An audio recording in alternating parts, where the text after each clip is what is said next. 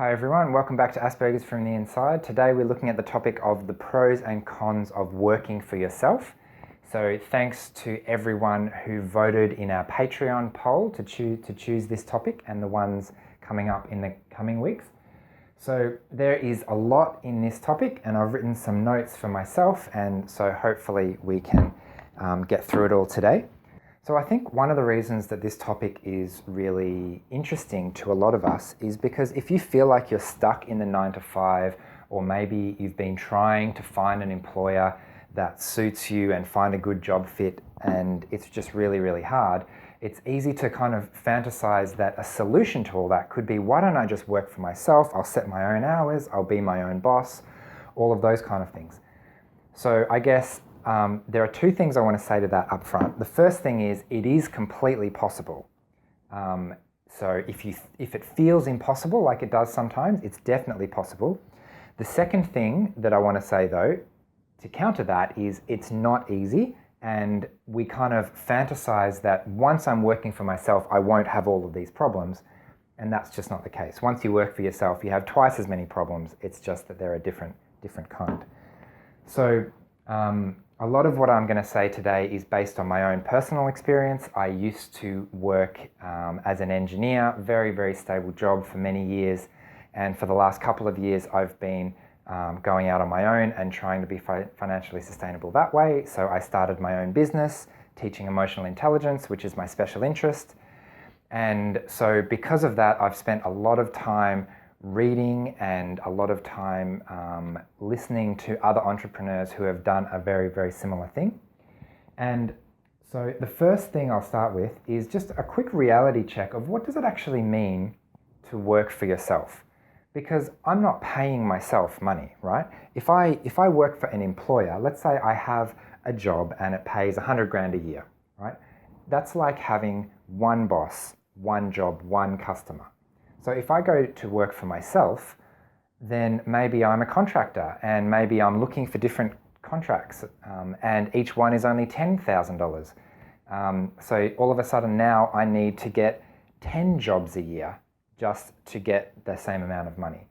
Or maybe I'm selling my services and I sell an hour at a time, and so for $100 I need 1,000 different customers. I need to find myself 1,000 different jobs just to get the same amount of money. So the nature of the work when you're working for yourself is completely different to when you're working for an employer, because all of a sudden, instead of just doing my job, I'm running a business, and the skills involved in doing that are completely different. So I'll come back to that a little bit in a minute. So I'm going to go through the cons first, just because I don't want to end on that, because that would be a bit of a downer, but I promise I'll get to some really positive stuff at the end. So one of the cons of working for yourself is you basically have to do everything yourself. Instead of having a job and I'm good at my job and someone else is in the admin team and someone else is in the marketing team and someone else finds the project and talks to the customers and then brings it back to me, you have to do absolutely everything. Another con is that it's incredibly unstable. So day to day, I have almost no routine day to day, which makes things really difficult. You're not sure how much money you're going to get. It could be boom, it could be bust. That's really difficult. You have to work really, really hard, obviously, and you take full responsibility for all the risk. So it's very, very common for startup businesses to basically not make it. The typical figure that's quoted is about 90% of people who start their own business fail in the first 3 years. So you have to work really, really, really hard for next to no reward for a very long time, and cross your fingers that it will eventually come back and you'll get reimbursed for that. So it's definitely not easy to work for yourself. But on the plus side, if you work for yourself, you get to follow your passion and do what you are actually interested in doing. So in my case, for example, I was doing engineering work. I was perfectly competent at engineering work. I was more than competent at my engineering job. But what I wanted to do was teach emotional intelligence. That's my special interest. That's what I'm really good at. So the only way I could do that was to start my own business and accept all of these things. Contrary to being unstable, it's also flexible. You can't have one without the other. I get to use my skills and do what I'm especially good at, and the things that I'm not so good at, I have the option to get someone else to do that or to pay someone else to do that. The only thing is that now that I'm running my own business, I have to start managing people. So there's a lot of additional people skills that you need to work for yourself that you actually don't need if you are just working for one employer. So because of that, the potential for reward, both monetary potential and just personal satisfaction from doing what you really, really love is much higher. But you also, with this, the counter to having full responsibility is you have full ownership of every success and every failure. You get to do things your way for better or for worse. So if it doesn't work, there's no one else you can blame. So to sum up some of this stuff, one of the biggest pieces of advice that I received from absolutely everyone online that I spoke to in the entrepreneurial circles is that you need support. This is not negotiable. You cannot possibly go into business, start anything by yourself. You might as well not even bother trying. So for those of us who think, if only I could quit the 9 to 5 and work for myself, then I wouldn't have to deal with all these people issues. Actually, going into business for yourself means that you need more people skills, because I can be the best technician at something. So in my case, for example, I have a huge amount of knowledge of emotional intelligence. I'm extremely good at teaching people and explaining things and allowing people to understand and make a real difference in their lives. But it doesn't matter how good that product is or how good that course is online if no one knows about it, for example. Because if no one knows about it, no one can buy it.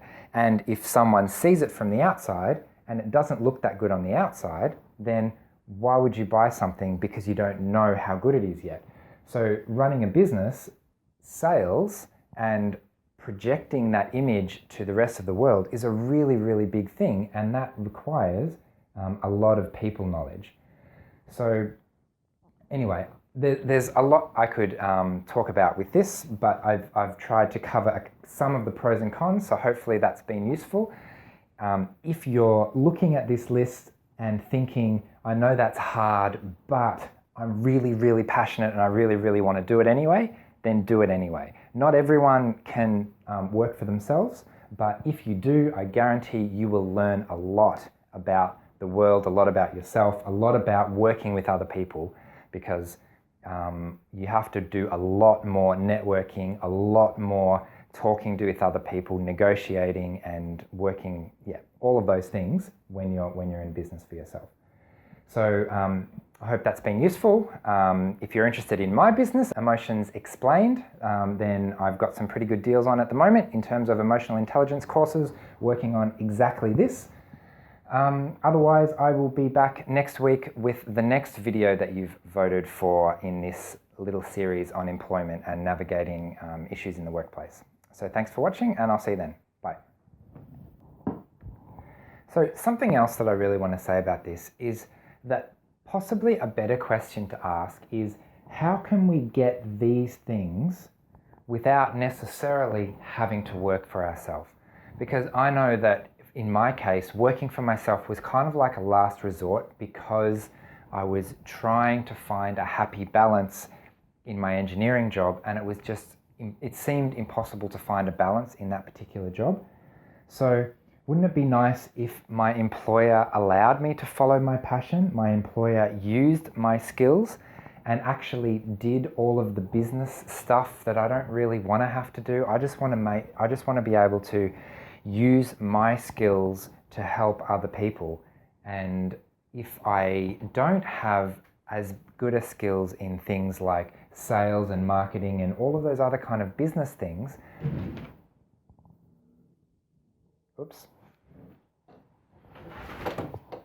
or video making,